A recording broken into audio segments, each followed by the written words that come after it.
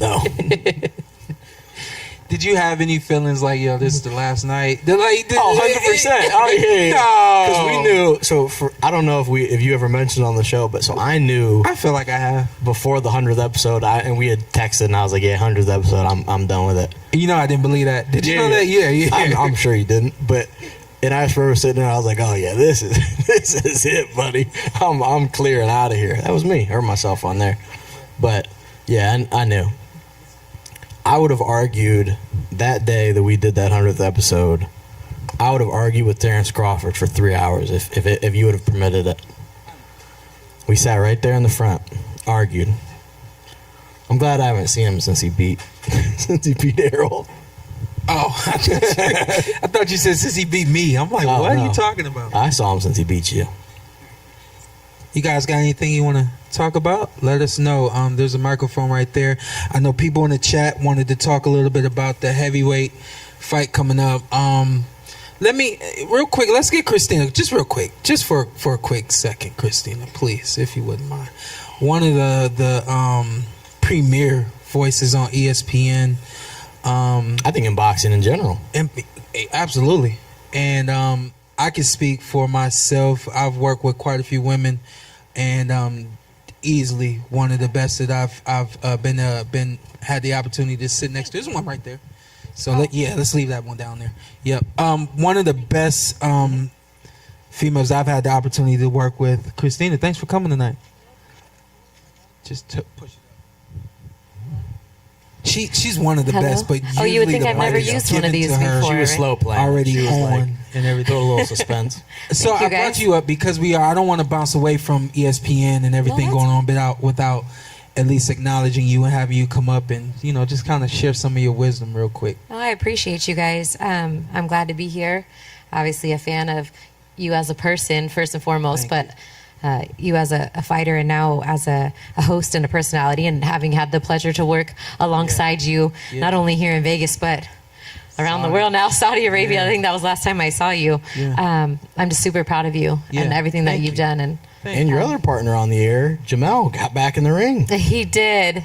Did that fight already happen? Yeah, he won. Okay. He won by knockout. First round? It was first. I think it was first round knockout. Yeah. Shout out to Jamel. Yeah, shout out to Jamel. I'm not working with him this weekend. I'll be working with A.K.A. Mayer, who also has been doing some broadcasting with me. We'll be calling the international show for tomorrow night's fight, and then she's going to have a fight coming up with Tasha Jonas that was just announced. So she'll be going up a weight class and looking to capture a world title once again. So shout out to A.K.A. Mayer as well.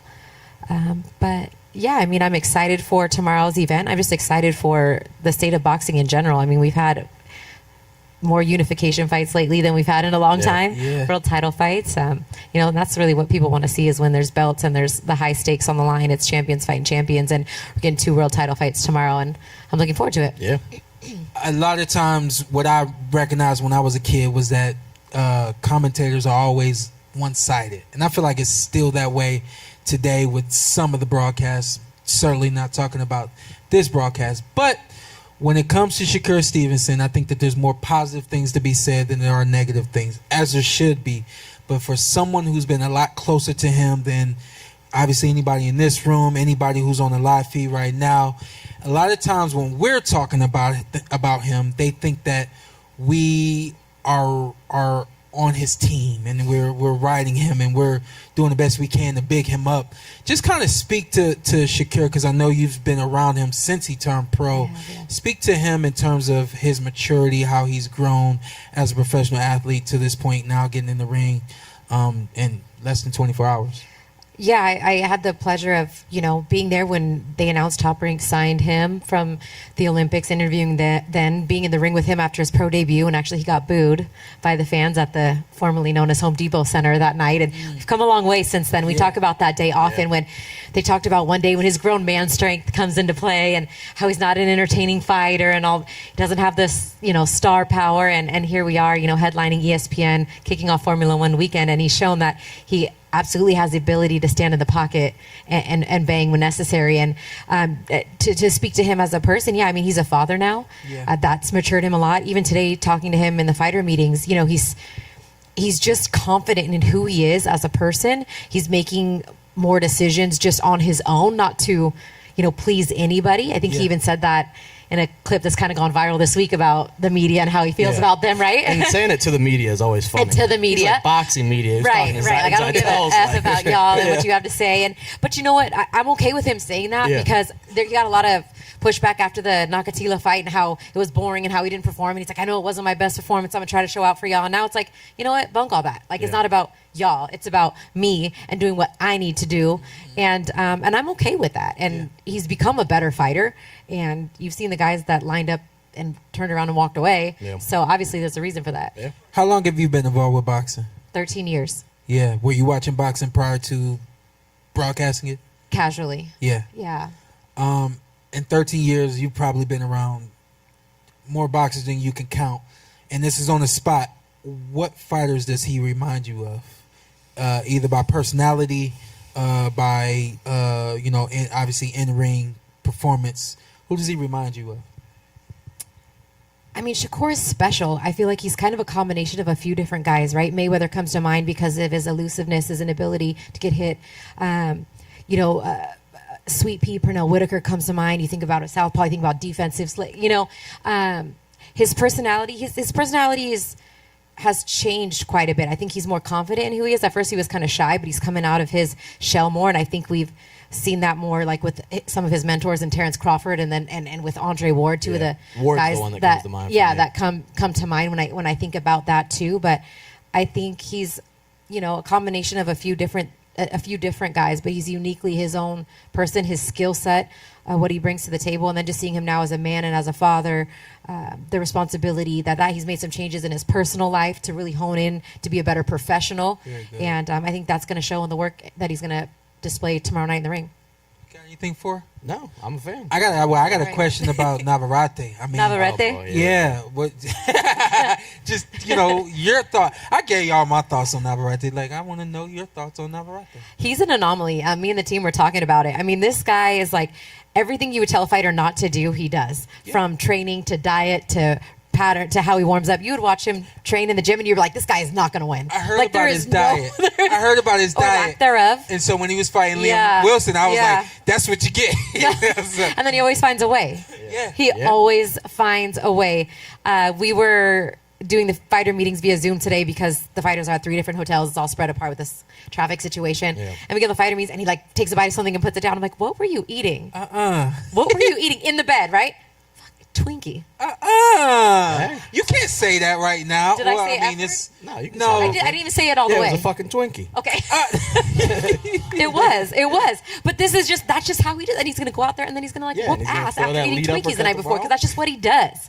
Like, he's just unorthodox in every single way, and it's never how you would teach it, but it works for him, and if it's not broke, He'd knock Shawn's block off too with a lead uppercut. You wouldn't even see it coming. I mean, that's a nasty punch, and it comes from his pocket. Yeah, and it comes from his pocket. The way he steps back, he does this like weird pivot with his back foot, where he steps behind and then shoots a shot that's come from the left side, right uppercut. It's never how you would teach it. Yeah, but it works for him. Love it. Go ahead and say it. My brother did a lot of the stuff that he did, but with like was like real with it. This sounds like some deep seated was real with issues. Like my brother was. No, I'm saying because you like catch Shawn with the uppercut. Like Kenny never caught you with an uppercut. I ate enough of them from Kenny to not get one from Navarrete. You know, Navarrete versus Shakur Stevenson after this. Probably not after this. We asked that question too, and this is only, I believe, his third fight, or will be 3 fights at 130 pounds. He says he wants to unify here, grow into the weight a little bit more because he really does feel 135 is a more talented division. Yeah. So he wants to sit in this division, feel a little bit more comfortable before moving up. Top Rank just signed Oshaki Foster. That was announced today. That was a great signing. So I look forward to possibly that matchup probably potentially next for him before I move up to 135. I'm not breaking any news. It's nothing. Yeah. Let's not put the cart before the horse. He has a tough 2-time World Challenge contender in Montesal that he's facing tomorrow night, but that's probably a more likely fight in the near future than to move up to 135 in Shakur Stevenson. Yeah, that's a tough fight though. Look past this one, but that is a tough fight. Christina, thank you for coming up. You're welcome. I'm gonna go back to my drink now. Y'all better give her a hand. Off duty. Thank you. Appreciate you both. Appreciate you guys. I had to come hunt you down to get on this podcast, but it won't be my last time. I'll find you again. Yeah, I'll get you back on this. All right, sounds good. All right, thank you, everybody. Stinks. All right. You never had, you mentioned Pro Box TV, and I know one of the other people on there. You never got Tim on the podcast. No. And I'm glad I didn't. Yeah, I'm glad he didn't either. Damn it. I texted him tonight. Tim locks in, and I admire that about Tim. Definitely more than me. I'm day before a broadcast, broadcast. I'm out on four wheelers and stuff. One of the reasons I brought it up is when I ran into Tim, and we had tried. This was back in the Carson era of the podcast. You had kind of locked him in. There's a Carson era. Well, it's I was on the show. show. Give it to you. But you had it was after there was a Top Rank fight here. Crocs is clean too, by the way. Yeah, they're crocodile. Get it? Crocodile, Crocs. And you had you were like, yeah, we're gonna have Tim on, and then I see Tim a couple weeks later, and he was like, we're talking whatever, and he said, man, trying to go on the podcast. I said, yeah, we thought we were gonna get you on, but it didn't work out, whatever. So I'm like, whatever. And then he brings it back up. When you guys gonna have me on the show? And so at that point, I'm annoyed. I'm already annoyed talking to Tim Bradley. And I said, Tim, we tried to get you on. You didn't show up. And he was like, oh, man. I was like, come on, man. You brought it up once. I let it slide. You brought it up again. I was going to just address it. That conversation is actually caught some fire. I just went from he and I, who would win in the fight between he and I. And I think it's his fault. I would never in my lifetime root harder for you in a fight than against Timothy Bradley. 100%. I've known you since you were 15. Earlier than that. 14? Yeah, probably around 14. Yeah, I'd say 13. I was a freshman. Okay. How old are you now? 32. Y'all do the math. This about is my 20 guy, years ish, and he would not. I'm not saying I didn't root for you before, but I would never root harder. Yeah, but you ain't never yelled for me. No, you would yell. You would yell at that. 100%. I would be like Antt at your fights against Tim, because I never, of the fights that you had, and we talked about it before. A lot of the fighters you fought, I liked. I rooted for them, and there was a run. It was Thurman, Errol, Broner, Berto. Those are my guys. Yeah. Danny Garcia, not a huge Danny Garcia fan, so I rooted pretty hard in that one. But I've never disliked one of your opponents. Yeah. And he's a great guy. He's a great fighter. I'm sure a great father, great husband, whatever. Not a fan of Tim Bradley. What is it? I don't know. I'm just not a fan. And I told Tim that. We had that conversation a couple times, but is it the head? No, he just. For most people, it's the head. No, I'm not a fan of that style. Probably the head, and he don't know it. I'm not a fan of that style in the ring. I don't even remember his style. I'm so There's locked just a lot of coming forward, disrespecting this man until I see him. He doesn't even remember your style, Tim. He doesn't even remember it. But I wasn't a fan of his style in the ring, and then just as a commentator, we have a difference of opinions, which we've expressed. But did somebody pick up the mic? Oh, yeah, I did. Yeah, right. All right, here we go. Quick question. Steelers fan. Yes, sir. But y'all did just bring up what I was gonna ask. So I'm just saying, would y'all do a exhibition or something like that? I can't see myself just doing it, man. I don't know. I really can't see myself doing it. I know that so the quick story for me, I really didn't watch boxing much.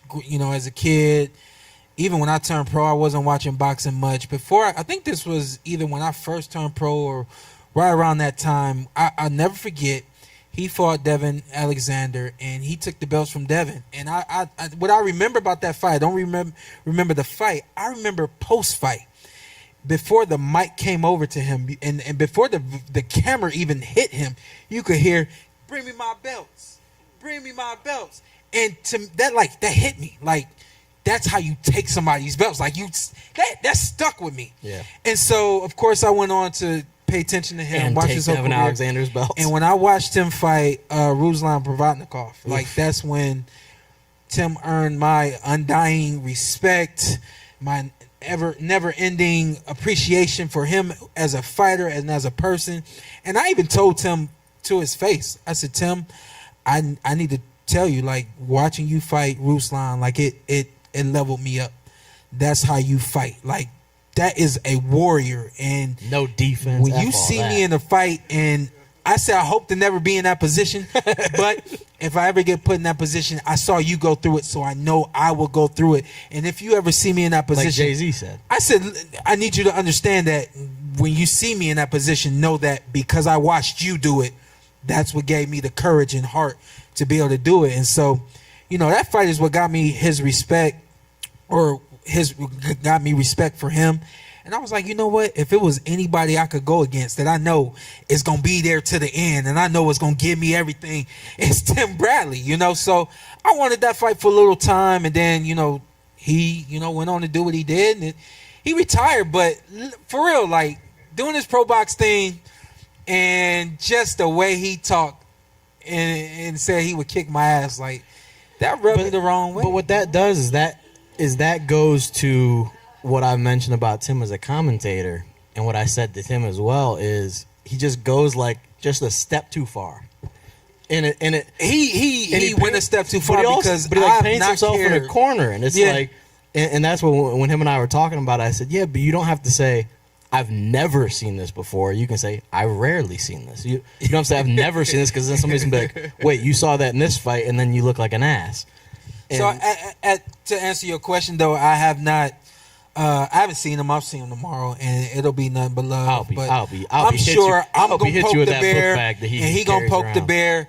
And but to answer your question, I don't think so. I can promise you don't want to see these two guys in the ring currently. I was talking to a lovely young lady over here, and we agreed that if I came back at this point, I would be defeating my purpose of even retiring in the first place. So I'm kind of stuck on what my purpose is, and my purpose is higher than being in the ring at this point.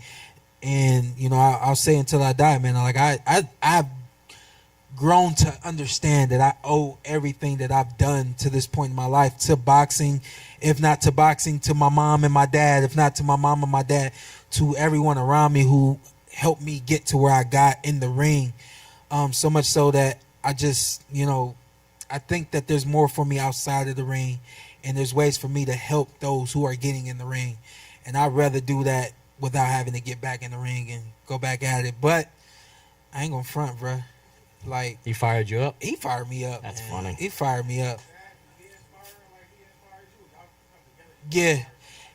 I don't know. Tim pushing 235, so whoa. We'll see. I'm telling you, he's hitting you with that book bag he carries tomorrow, 100%. You see Tim Bradley, he's got that damn book bag on. I don't know what's in there. He's got that thing at all times. He's whapping you with that thing tomorrow for sure. Let's see, 9:03. I want to get out of here at 9:30. Let's touch on the heavyweights real quick. Tim Bradley. Get it, 235. Which one? Which one do you? Tim Kaine. I could contend. Tim Kaine. Okay. With the heavies. No, neither you can. Do you think it's too much on one card? It's kind of funny. I saw they did the press conference today.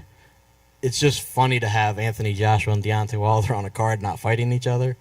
And I think Deontay mentioned he was like, it's nice to be in a room with him. I'm not sure how often they've even like crossed paths. It's been kind of chirping back and forth, and their promoters have been chirping back and forth forever. And no, I don't think it's too much. And then Beevil's on the card as well. I think, and Jarrell Miller, man, he had some smoke for Anthony Joshua today. Whew. Of course, he could talk. And also, like, if you didn't pop for like 10 different PEDs, you could have been the one to beat him, unlike Ruiz. But yeah, I don't know. It should be interesting. I can imagine either of those guys getting upset. I personally like the style matchups like throughout the entire card. I think if there was one I had to pick that was the toughest matchup, I would actually say is Valine? Yeah, Valine against AJ. Yeah, I think that because AJ's just he too hot and cold for me. Yeah, I still believe in Derrick James. Clap if you still believe in Derrick James. I know there's a lot of people that just looked at him like he ain't the guy. It kind of goes like that though. Yeah, it goes like that for the fighters, and then especially the trainers, because you can't even like technically see what they do, so you're just like, oh, his guy lost, he stinks. Freddie has gone through that, where Freddie had like a couple guys that had lost, and it was like Freddie lost it. Yeah. Different circumstance. Yeah. Clearly, but I do think that Derek James's future as a trainer depends upon how successful Ryan Garcia is in his next fight.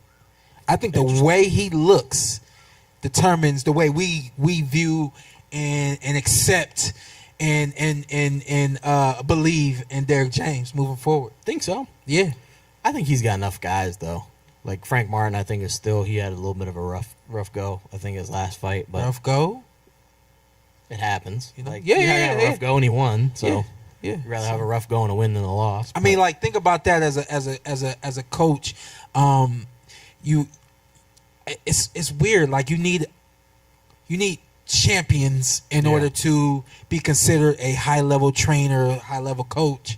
But you can't have too many champions, because if you got too many, then everybody's looking at you saying, "Oh, he working with too many people." Yeah. Or they'll just say, it honestly comes down to like a chicken or the egg sometimes, where it's, well, how much did he help Errol Spence? Errol Spence is such a great fighter. And it's like, well, I don't know. Maybe Errol Spence wasn't that good, and it's just one of those things you can't measure it.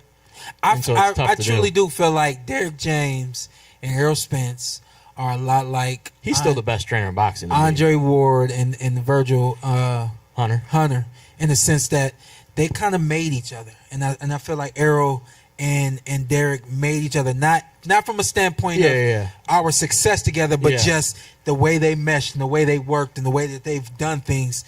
I feel like that's yin, sometimes you don't duplicate the success.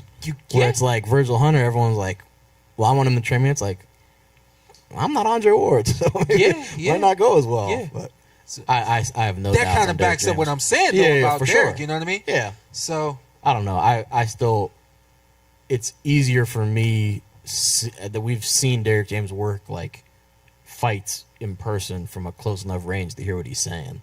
So I'm not just speculating like, I think he did a good job in the corner, like we heard him do a good job in the corner. He also was able to argue with you during one of the fights. Yeah. I was glad he brought that back up before Errol fought Bud. That was a classic. Shawn, for anyone that it's a very obscure reference, but it's not true. I already know what you're gonna say. No, it was 100% true. I sat next to you. Oh, so Frank Martin is fighting Michelle. I thought you was gonna Michelle say Rivera. I can't multitask. No, you also can't do that. But we're sitting in the side of the arena of Frank Martin's friends and family, and it was a very one-sided fight.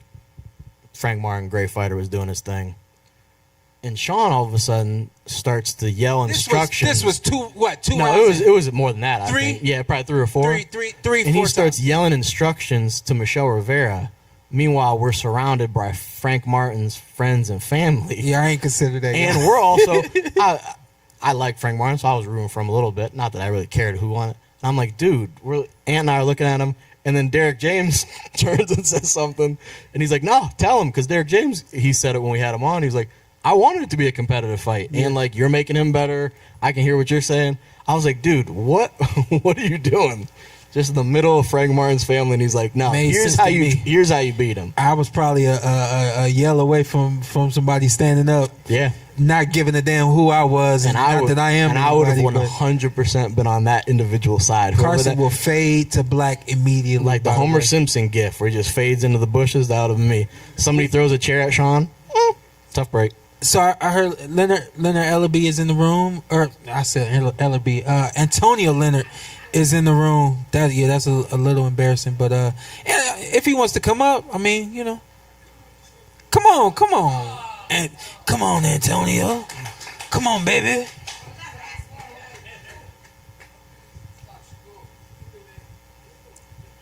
We could do that. What's happening, sir? Let's go. I got to stand up for this gentleman. And not that I don't care about you, Christina. I should have hugged her. Yeah, what the heck? What's happening, sir? How you doing, big dog? Antonio, I don't even know your title at this point, so I can't really truly introduce what you do for Shakur, but you do enough. He does what he needs to do. Do you want to say what you? I'll tell you what I do. All right, go ahead. You know, I feel like the suspense right now. It's crazy. I don't know what he does. Now I'm wondering. Because I know people like I refer to Mr. Heyman as AH on my show. Yeah. It's out of respect, and it's how I refer to AH. But people are like, oh, why he's so? Because I know how AH move. He'd rather him not be mentioned at all. So when I do, but I know how y'all move, so I ain't want to, overstep or anything like that. Well, I'm in the background. It's like fighters like Shakur. I brought Shakur to Bar Aaron, top rank, Jared Anderson. Yeah. I got about 14 fighters signed to top rank. Yeah. So I do business with Bar Aaron. They turned your mic up because you out there too. Yeah. You good. Yeah. Okay. Yeah. Well, that's what I do. I co-promote the fighters with Bob. Yeah. And I just bring them to Bob, and we do a co-promotion deal. I know you've been in the game for so long. Would you say Shakur is one of the funner fighters? I know funner's not a word, but one of the more fun fighters to promote. I took Shakur like when I first met you when you came out there. Yes, sir. And your dad said you ran 8 touchdowns in one game. Yeah. I said that's a good athlete. He was lying. 7. You know what I'm saying? Shout out to Ken Moore. And I looked at Shakur like when I brought Andre Ward, and me and Dan Goosen did business with Andre Ward. Yeah. I knew the talent and knew what he believed in. Yeah.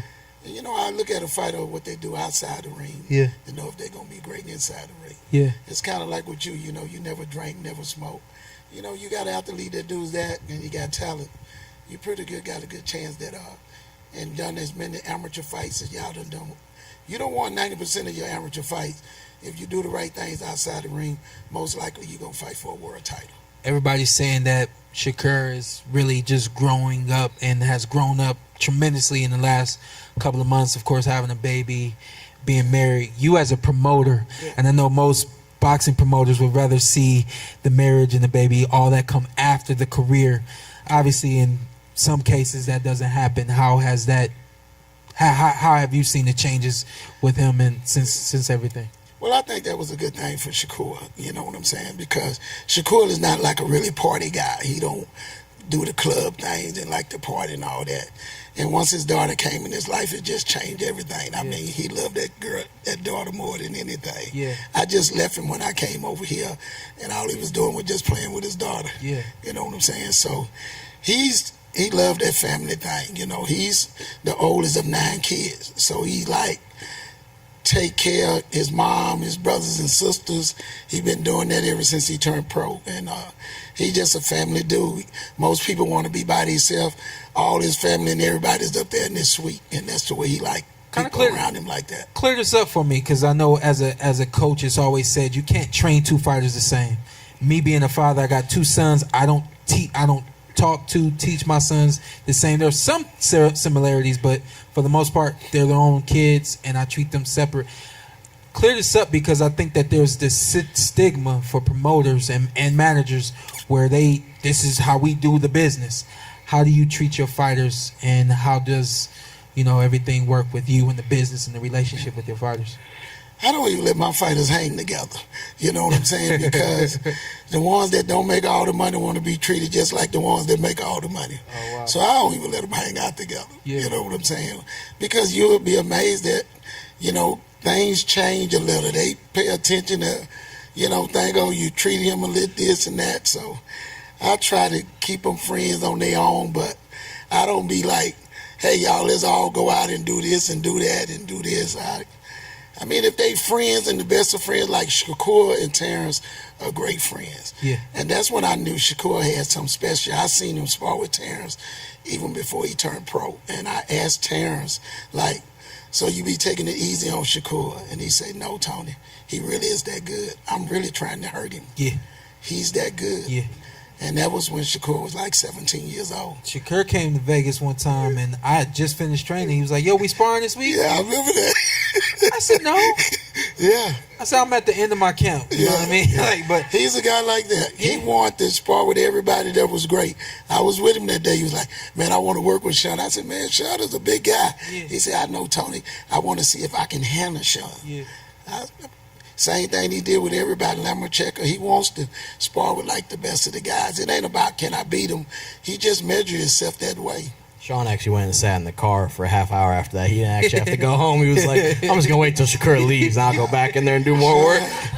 Ain't nobody want to fight Shawn. They knew when you come to fight Shawn, you're gonna you better be ready. You're going to have a fight on your head. This guy was like a Terminator. He was in amazing shape. And on top of that, he was just a great athlete. When you got a great athlete, whatever they work at hard, they're going to be good at it. Yep.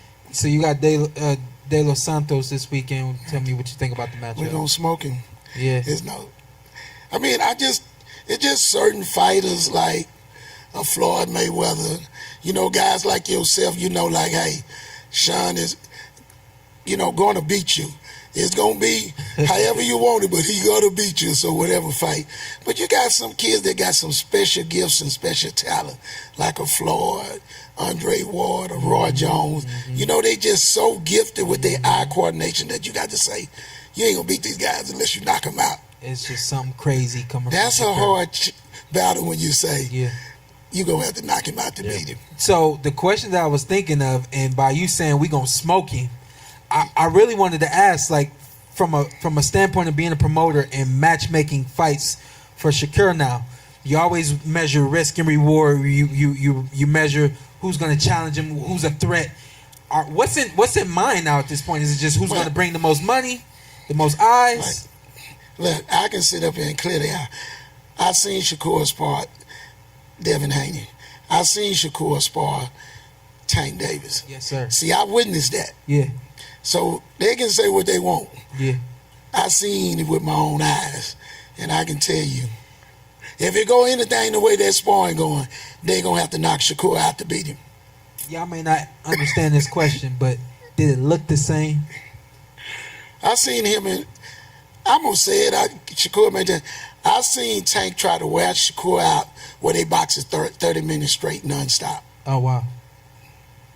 30 straight. 30 minutes straight. Shakur could have did hours, still would have been the same. That's some big boy stuff. Big boy stuff. Right. And Shakur, I don't even think he had no more than 1 or 2 fights at that time. Yeah. When he did that. Yeah.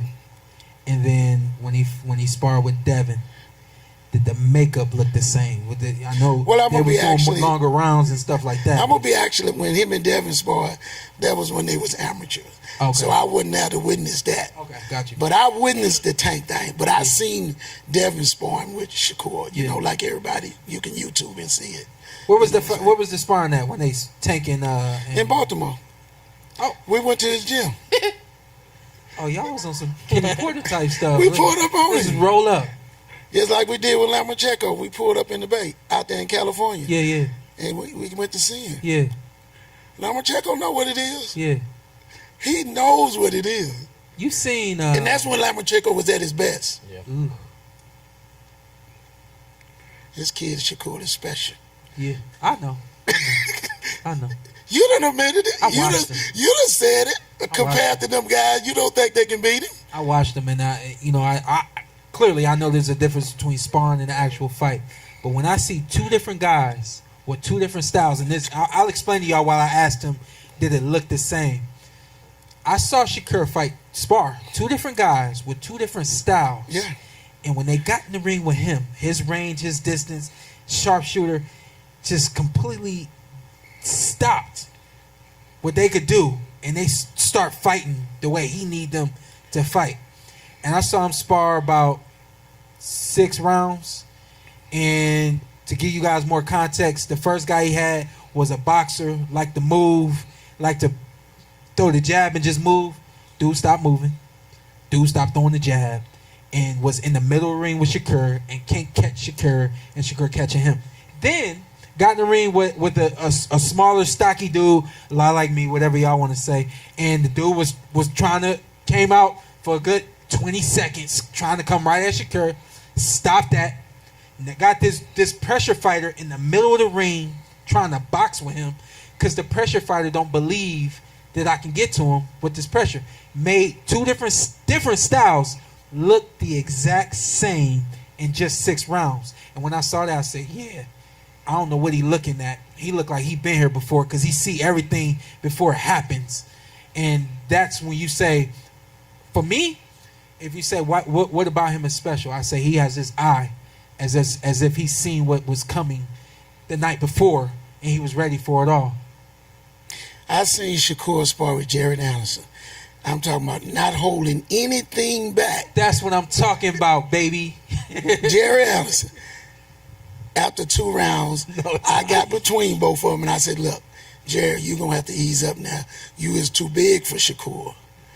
Shakur said, he don't need to ease up. Yeah. And Jared Anderson said, F that, Tony. I'm trying to hurt him. Yeah. They did 6 rounds and Shakur was coming forward on Jared. And Jared was like, wow. He'd have kicked your ass. No. And after it was over with, the next day, Shakur just told me, never let me do that again because he was hurting. But if you'd have seen both of them spar with Jared, you'd have say, this guy's something special. I'm talking about no playing around, no hands behind the back. Like Jared, like, if I can knock him out, I'm going to do it. He ain't have no business getting in the ring with me, Tony. He stepped out his line now. Real quick, that reminds me of the fight next week. I really want your thoughts on Boo Boo and David Benavidez fighting next week. I would tell you right now, Boo Boo had what it take, I would say, maybe 3 or 4 years ago that I used to see of this guy. David Benavidez to me, he's a great fighter, but Boo Boo may have been not active enough maybe to deal with the pressure Benavidez was going to bring. But I wouldn't tell you for sure that that's a guaranteed slam dunk for Benavidez to be Boo Boo. Boo Boo. Boo Boo is healthy. Boo Boo is for the sake of words fresh. Yeah. My question and concern is it old gas in the nice car? You know what I mean? Well, I can tell you this here. I know Boo Boo very well. Yeah. He coming to win that fight, and he believe he gonna win that fight. He not coming for the payday. I know. He believe he gonna win that fight. And if Benavidez think I'm gonna just run through this guy, and this guy ain't coming to fight, he got the wrong guy. I think it takes a combination to beat Benavidez, and I think the most important part of that combination could be the power. I could be mistaken. But I think the second most important part is you got to have feet. You got to be able to get him out of position. Yeah. Well, I was in Saudi Arabia when Tyson Fury just fought this last fight. Yeah. I mean, just imagine this guy just going past 5 rounds should have been impossible. Yeah. Some people think he beat Tyson Fury. Yeah. And he never had a pro fight. Mm-hmm. I'm sure Tyson Fury thought, I can play with this guy and beat him with one hand behind my back. I don't care. There's no way an MMA fighter going to beat me. Yeah. Just like there's no way a boxer going to be an MMA fighter. Mm-hmm. Mm-hmm. Floyd Mayweather would have never beat Conor McGregor in an MMA fight. Yeah. I mean, you got to watch for his feet. How you going to beat a man that kick you upside your head? You know what I'm saying? I'm thinking of Rush Hour. You know what I'm y'all saying? kick me. It's just tough to do. Yeah. But, you know, a wise man like Floyd and Tyson Fury, hey, yeah, this guy made $10 million for fighting Tyson Fury. Yeah. I tell my guys all the time, when you make 8 figures, there's no loser. It feel great to win, but... Is that how you cheer a fighter up? Hell yeah. Cheered me up, but I haven't even lost the fight or made 8 figures. Well, You know, shit, that's a good way to look at it. You had a great career. You can retire. Yes, sir. If you take care of your money right, you can retire if you'd have made $5 million. Yes, sir. Yes, It takes some people a lifetime to make $2 million. It take you 40 years on a $70,000 a year income. To make $2 million, it take you 25 years. You make that in 36 minutes or less. Couple minutes, yeah. So it's a blessing whenever you can make that kind of money. It's what you do with it. I think one more thing. I don't know if you guys might have something for him, but one more thing. I've seen in a number of interviews where Tank Davis won't even say Shakur's name. You notice that? What is that? He know. Because if you mention his name, you know it's on. Damn.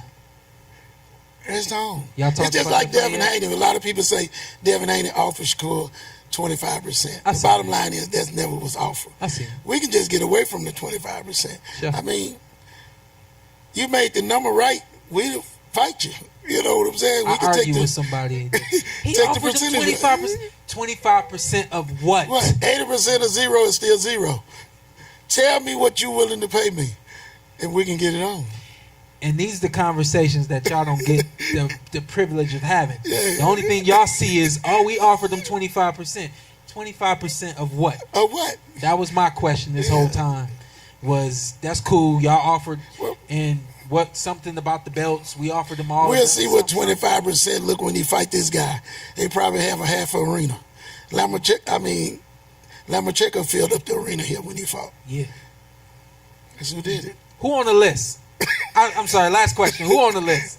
For Shakur? Yeah. It don't matter. It don't matter. Really. Yeah. We'll fight anybody. Yeah. I mean, when you're good, you're good. The time is now for him. We want all the smoke, man. 40, it don't matter. We'll go to 40 if Tank want to fight at 40 or Devin. It don't even much matter.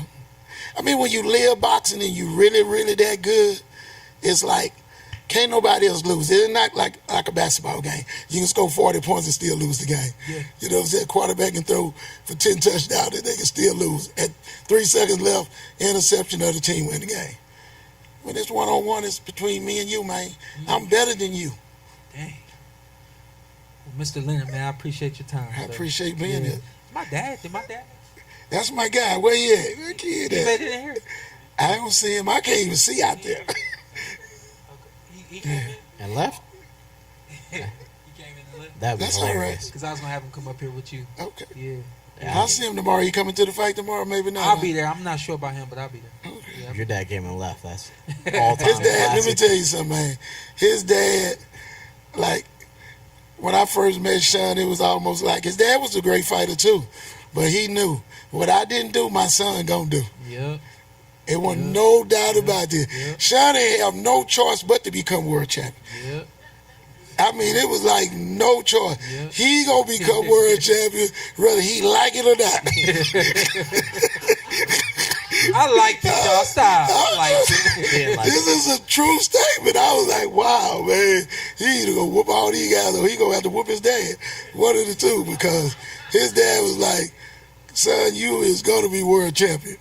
And it worked out fine. Yep. What's and on next? top of that, you became a great husband and family man. Yes, so that's sir. even bigger than anything. Yes, sir. Thank you, man. Thank Yeah, you. you done that. Appreciate your time, sir. I appreciate you. Thanks for coming up here, too. My guy. Come on, Mark. Come on up here before we get out of here.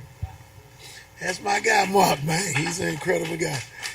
A lot of talent, For Mark. those that don't know, hopefully y'all do, but Mr. Leonard right here is he a genius in his own respect. So, yes, sir.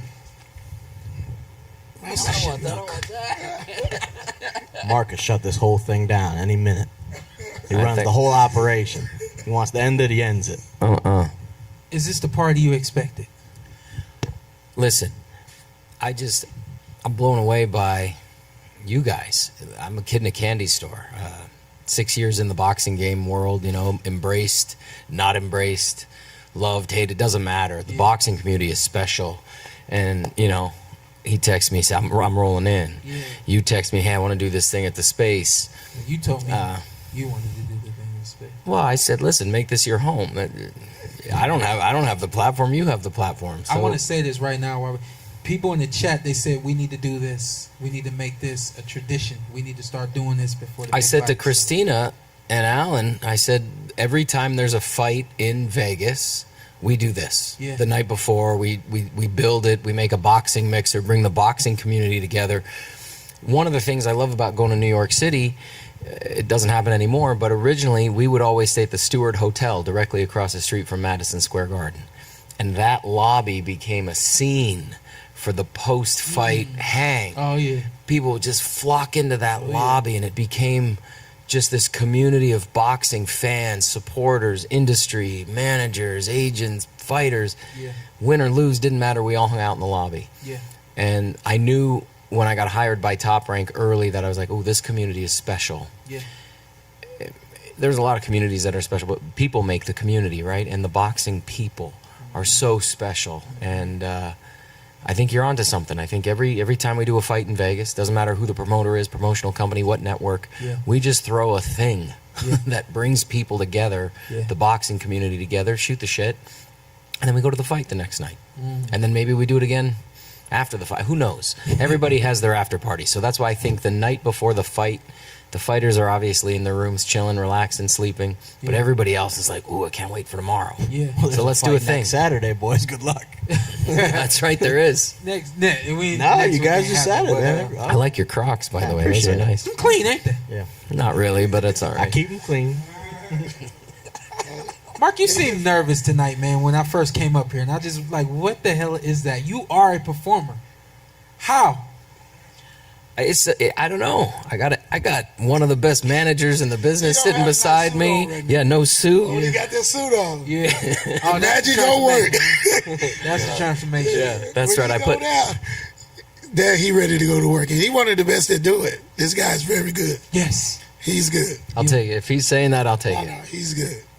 Well, real quick, before we get out of here, what I want to do, I know that some of the people in here have been to the space before. Some people are new here. The list goes on. Kind of, again, I know you did it on the show the other day, but I want to give you the opportunity to tell people again about the space, the quick story, how you started it, and talk about Monday's Dark. Yeah, so the space, this warehouse existed as the headquarters to Perini Construction back in the day when they were building the city center, which is Aria, Cosmopolitan, Vidara. So this was the headquarters to a construction company. After they built that part of the strip, it was sitting dormant, and this was 7 years ago when Craigslist was still a thing, and I'm scrolling through Craigslist, and I saw the warehouse was available for lease. And so we converted it into what you see now. We got a podcast studio in the back. This venue can stand about 450 people for a concert. We're open 3 to 5 nights a week, but everything we do here has a give back to the community. So there's always a charity element. There's always a reason for what we're doing.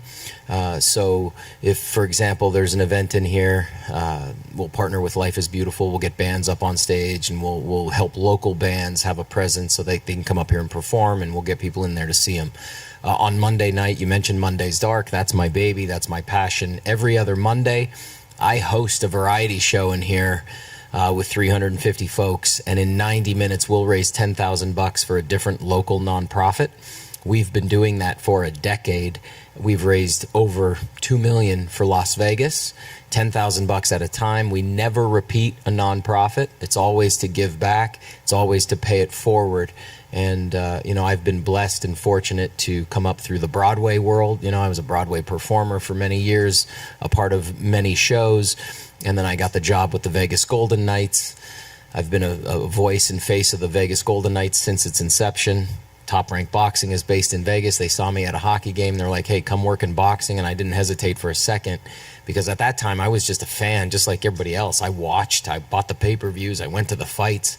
I was just this nerdy actor kid who wanted to be ringside. Couldn't afford the tickets, but I went. And so when Top Rank called, I was actually on vacation with my wife, and Brad Jacobs called me and said, hey, you want to work for Top Rank? And I said, hell yeah. And never looked back. And we talked about it on the show the other day. So thank you for, bringing me into your And world. he said Like, it was actually his opponent for Terrence Crawford. I'm not sure he's going to change your mind. But they're like, hey, you're going to fight Shakur because nobody else wants to. But no, I've been a kid in the candy store ever since. And I listen. I think that's part of one of the strengths that I have is I like to listen to people like yourself, like Antonio. I don't know what the fuck but Not much. Not much of anything. I listen to people who know what they're doing, and I'm a fly on the wall. I was thrown to the wolves a little bit when Top Rank went into the bubble during the pandemic, and that was sort of my coming out party for Top Rank. They're like, hey, you're going to be our ring announcer. And I was like, what? Okay, I'm going to do it.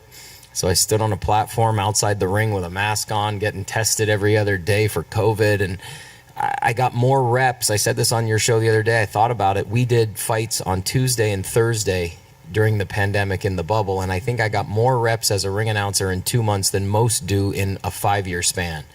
And so it was trial by fire, man. If I messed something up, trust me, Joe Tessitore and Timothy Bradley would tell me about it. And that's another thing. I'm so blessed to work with Joe Tess, Bernardo Osuna, Christina Poncher. Bernardo Osuna, that guy is, in my opinion, the GOAT. Bernardo's the guy. The GOAT. When that guy does an interview or calls a fight, and one of the things I said too, I have the earpiece in my ear sitting ringside. Yeah. So I'm listening 24/7 essentially. These guys call fights. That's a crash course. I'm learning so much by just sitting there. And So 6 years into it now. Shout out to Mark Kriegel too. Oh yeah, Mark is the best. The best. He's the Oprah of boxing. He just wants to make you he's cry. He's gonna find a father-son dynamic. He will make you cry. He's like, so let me ask you, and I'm like, so it's cool to be embraced into the community. I've definitely grown since I've started. I still have a lot more learning and growing to do, but the boxing world is so special, and I'm so honored to be a part of it. I'm glad you said that. A couple more, then we'll get out of here for real. But you have a Broadway background. How long did you spend on Broadway? So I'm originally from Canada. I've been in the United States almost 24 years, and I'd say a good 15 of those was spent hustling as an actor in New York or Los Angeles. Yeah, and then you just said that the boxing community is special.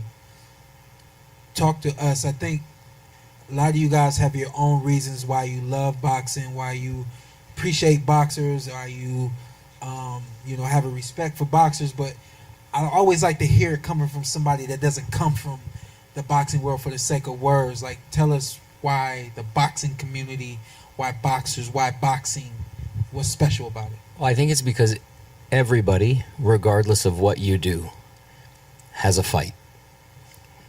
Everybody's got a fight in life, right? Everybody's got their hustle, their grind. And I think most boxers, when they step into the ring, other than any other sport on the planet, are fighting for their lives. They are literally in that ring to put food on the table for their loved ones, for themselves, to get out of something they don't want to be in anymore, right? Yeah. And for me, as a host, reporter, whatever the title I carry, it's evident. It's right there. You can't hide it. And for us as non-boxers, we all have our own fights as well. We all have our demons inside. We all have things that we are trying to overcome, accomplish, better ourselves for. There's a mission for me. I know what journey I am on. I know the work that I have to put in. Yes, sir. And nobody is going to do it for me.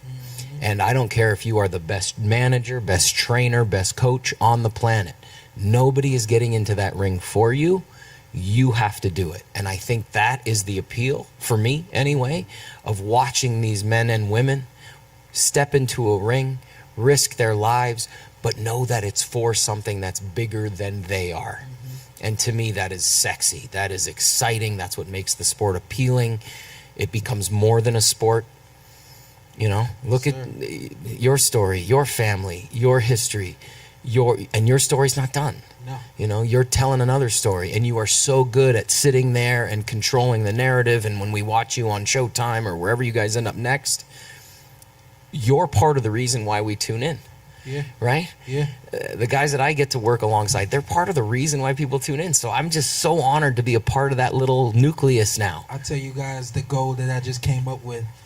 My goal is to be sitting ringside commentating fights, and people come to the fights with earpieces so that they can listen to me while they watch a fight. 1940? People do that, man. Vince Scully. In other sports, you go to a baseball game, there are some old-timers up in the baseball stand still to this day. That's my listening goal. to the play-by-play of a baseball game. Now, listen, I hate baseball. I think it is slow. The pitch clock was the best thing they ever did. Speed up that game, because it is. I can only go get a hot dog so many times, right? But the excitement of a fight,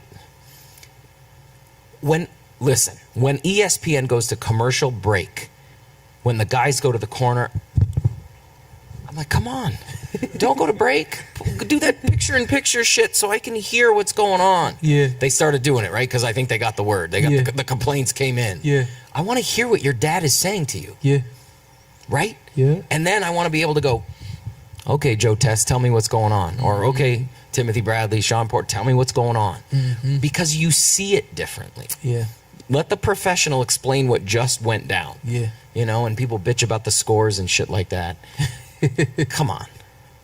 Yes, sir. Well, hey, thank you for opening up the space to the PorterWay Podcast, and thank you for putting together this mixer. Yeah, I knew that was when I saw a mixer. I said, "You didn't come up with that. That's a Shunock word for sure." He said, "Do you think I came up with it?" I think it's something that we start.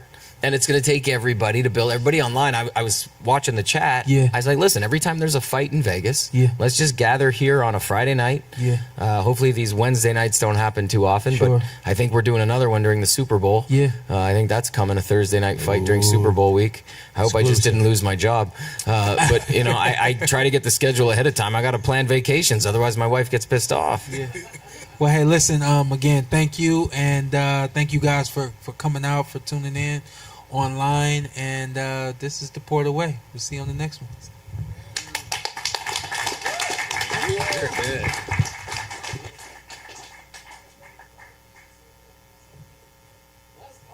I think we're still kicking it. So.